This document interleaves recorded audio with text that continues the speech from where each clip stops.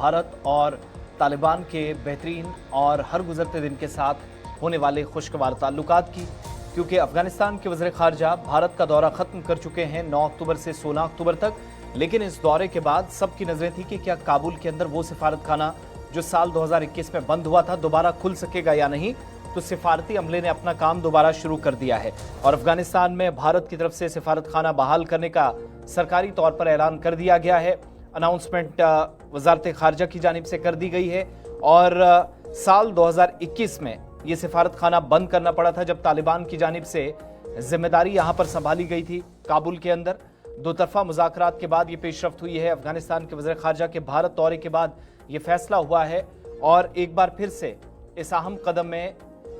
भारत की जानिब से काबुल में अपने तकनीकी मिशन या टेक्निकल मिशन की हैसियत को फौरी तौर पर सिफारत खाने की हैसियत से बहाल कर दिया। वजारत ख़ारजा ने एक रिलीज़ में कहा कि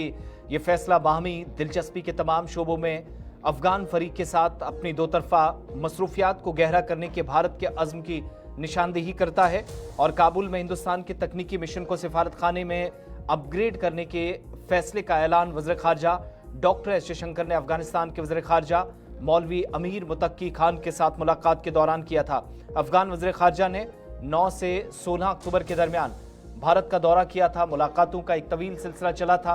और वज़ारत ख़ारजा की रिलीज़ में कहा गया कि काबुल में भारत का सिफारत खाना अफगानिस्तान की जामे तरक्की में हिंदुस्तान को मज़ीद ताउन अफगानिस्तान की जानिब से देगा। अफगानिस्तान के वज़ीर ख़ारजा के हालिया भारत दौरे के दौरान ऐलान करदा फैसले को मद्देनज़र रखते हुए हुकूमत ने काबुल में भारत के तकनीकी मिशन की हैसियत को फौरी तौर पर अफगानिस्तान में